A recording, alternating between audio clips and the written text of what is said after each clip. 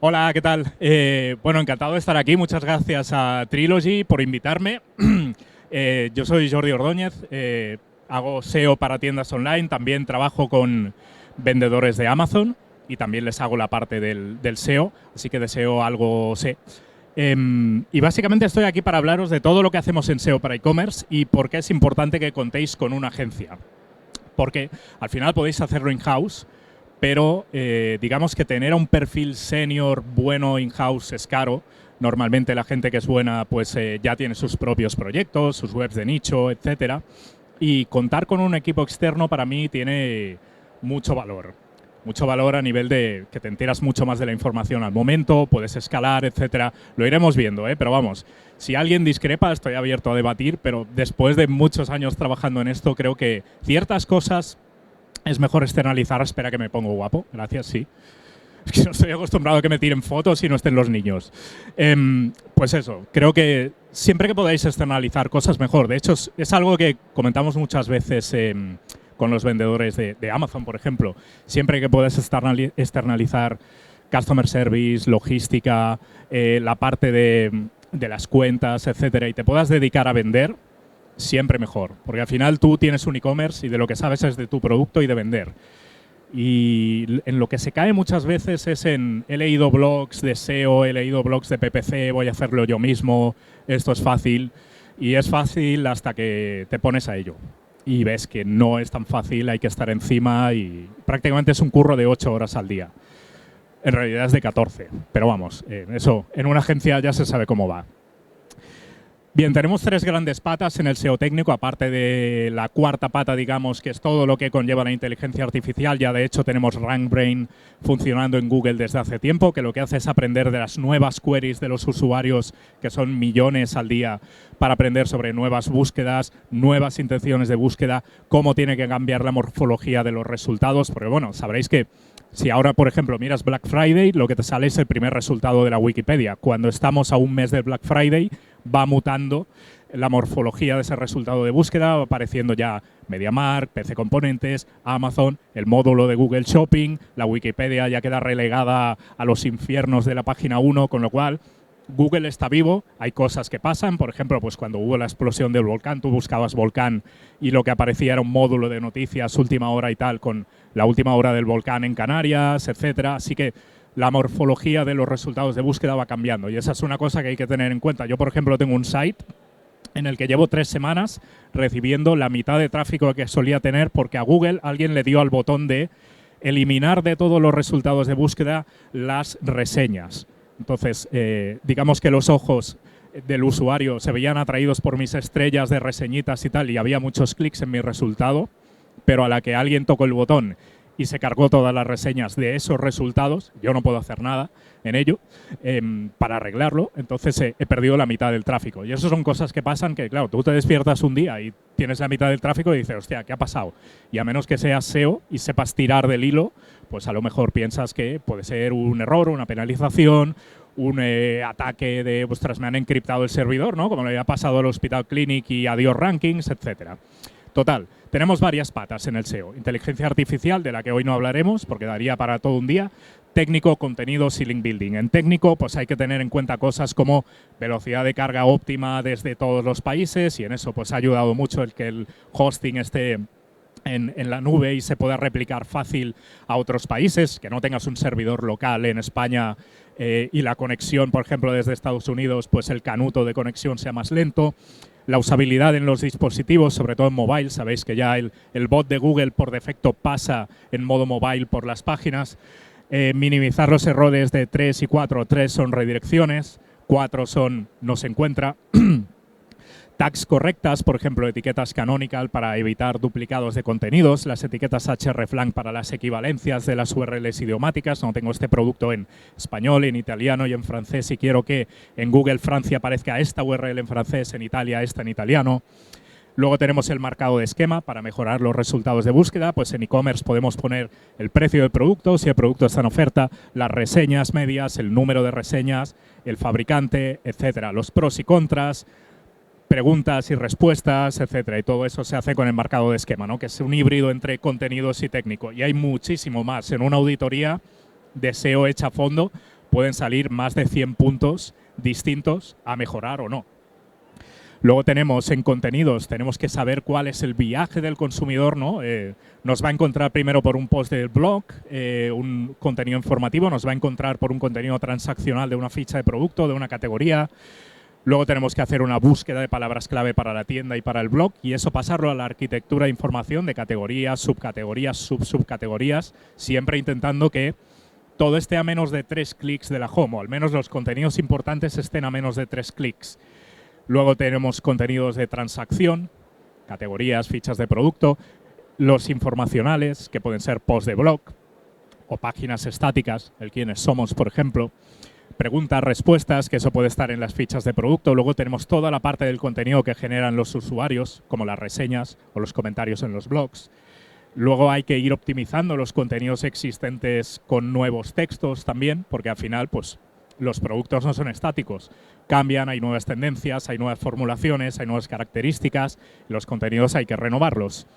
Luego en la parte de generar enlaces, pues tenemos que generar links, redactar textos para esos enlaces, trabajar el expertise, la autoridad, la confianza de los usuarios con un perfil de empresa que aparezca en notas de prensa, enlazado, a poder ser que tengamos una página en la Wikipedia, que tengamos páginas en organismos oficiales, a lo mejor en los que estamos adheridos o dados de alta. Tenemos que trabajar también la autoridad de marca, la autoridad dentro del nicho, ¿vale? Por ejemplo, pues si tú tienes un Don Disfraz o tienes un Funidelia, pues son grandes autoridades del nicho de disfraces, pero si mañana se ponen a vender, pues yo qué sé, neumáticos, no van a ser una autoridad dentro de ese nicho. Entonces, todo esto se genera con contenidos fuera del site, enlaces fuera del site, etcétera.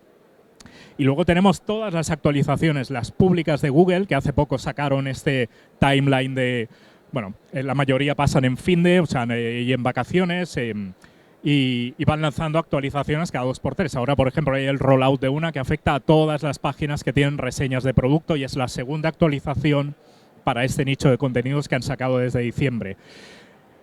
Y luego tenemos todas las que Google no comenta, que son las que van detectando las herramientas. No ha habido fluctuaciones en el vertical de médico, en el de salud, en el vertical de, yo qué sé, de reseñas, etcétera.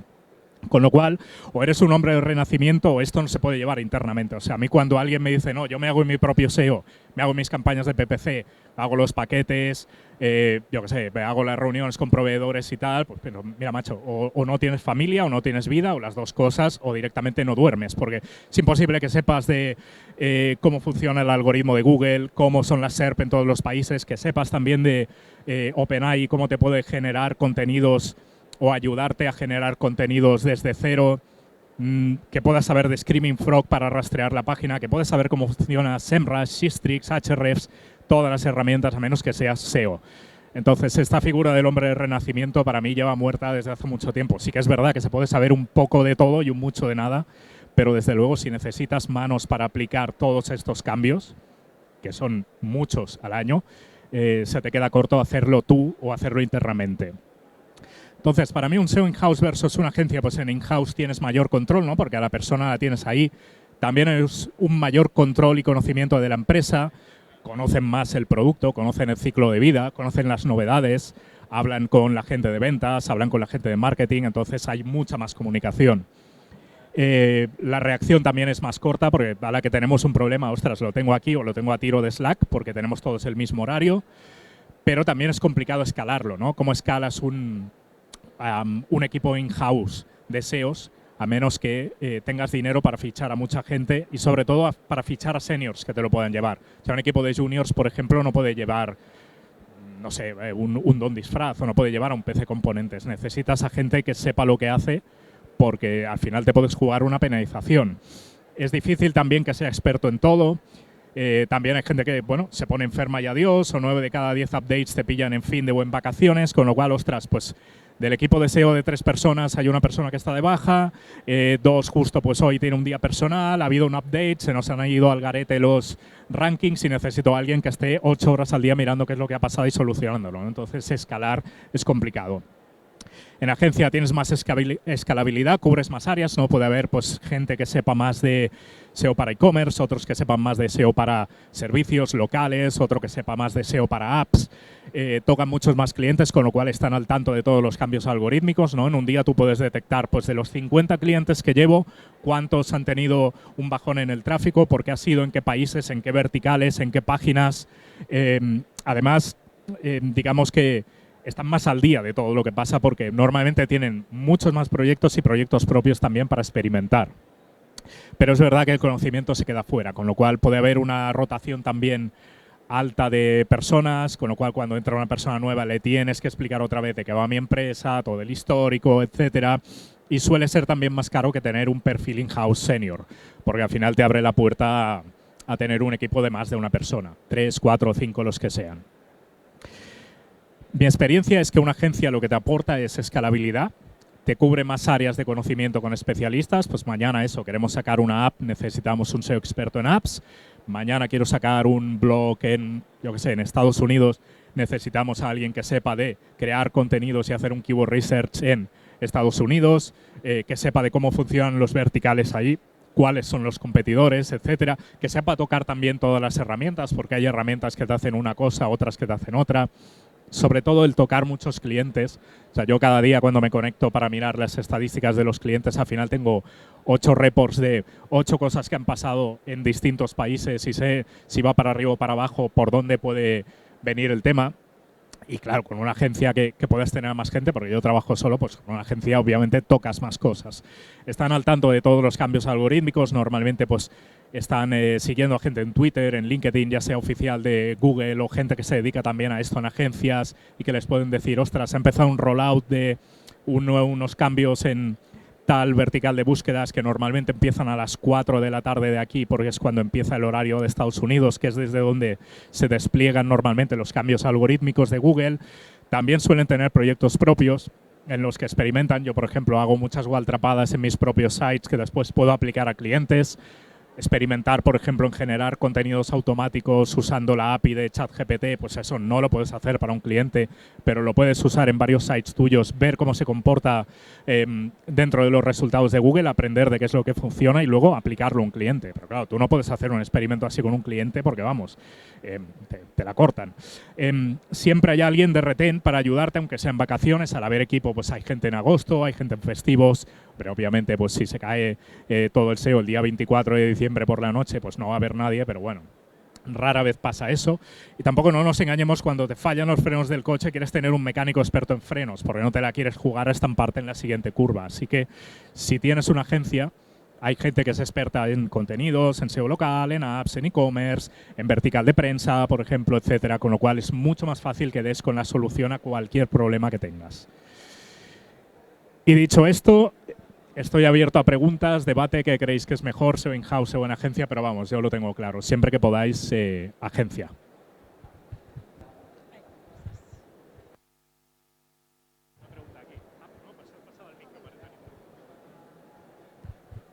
Hola. ¿Se escucha? Sí. Yo tengo una pregunta y es, ¿una agencia puede tener dos clientes?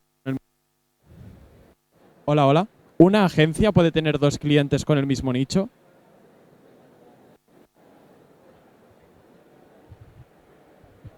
Buenas, pues depende de lo que tengas firmado con ellos, pero normalmente si el contrato es de exclusividad, el fee suele ser más alto porque al no poder atacar a otros clientes dentro del mismo vertical, pues yo qué sé, por ejemplo, si llevas Cuideo, el no poder atacar a todos los que son rivales de Cuideo, pues hace que a Cuideo igual le tengas que cobrar más dinero si es que tienes exclusividad. También es verdad que muchas veces lo que se hace es dejarlo en el aire, trabajar con otros clientes y que los equipos sean independientes, pero bueno, eso ya depende de lo que firmes con ellos y también de lo que quiera la agencia a nivel de objetivos. Yo, por ejemplo, nunca cojo dos clientes que puedan competir directa o indirectamente, pero bueno, también es verdad que trabajo solo y tampoco tengo la necesidad de escalar o de que entre facturación sí o sí para pagar nóminas. Pero si tuviese que hacerlo, sí que le dejaría muy claro al cliente, mira, si cogemos este proyecto, que sepas que el mismo equipo o gente del mismo equipo está trabajando con tus competidores. Obviamente tenemos un NDA firmado en el que no se puede compartir absolutamente nada. Y luego ya Que compartan o no cosas o que el NDA se lo pasen por el arco de triunfo, no, eso ya depende de cada uno, porque bueno, en España los NDA son como papel mojado muchas veces, pero vamos, yo me lo suelo tomar en serio porque me gusta dormir tranquilo por las noches, pero vamos, sobre todo es eso, blindar bien el contrato. Incluso a veces, si el cliente es muy grande, lo que se hace es blindar el contrato de entrada y de salida. Tipo, vale, si sales, fírmame que en 2 años, 3 no vas a trabajar con mis competidores o no vas a montar un nicho, porque a lo mejor montas un nicho de SEO local compitiendo contra mi empresa, porque todo lo que has aprendido en estos años de know-how de mi negocio lo puedes aplicar a una web propia. Entonces es eso, es blindar bien el contrato sabiendo que la repercusión puede ser que sea un fee más alto. ¿O no?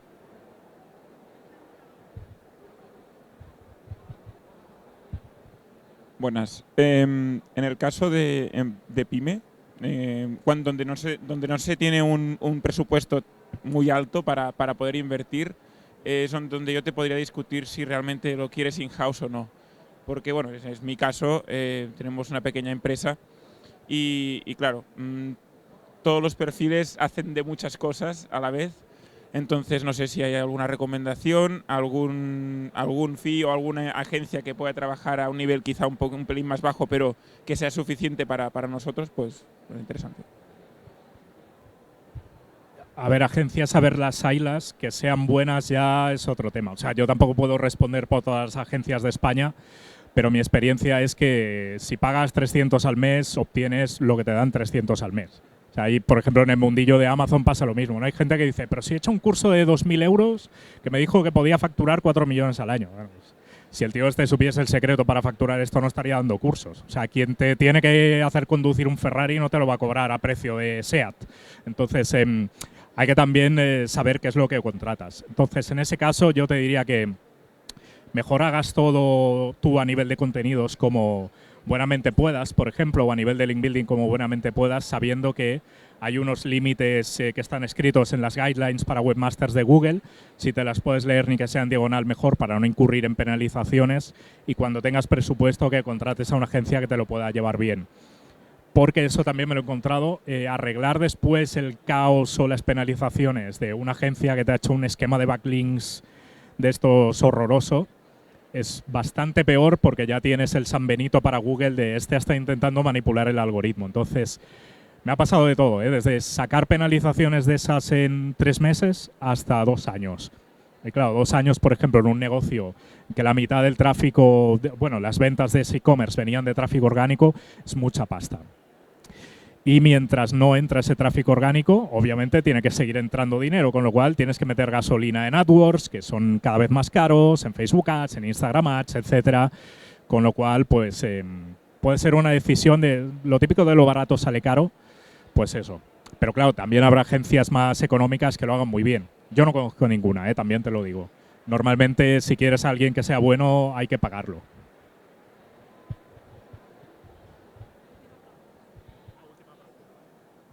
Vale, buenos días.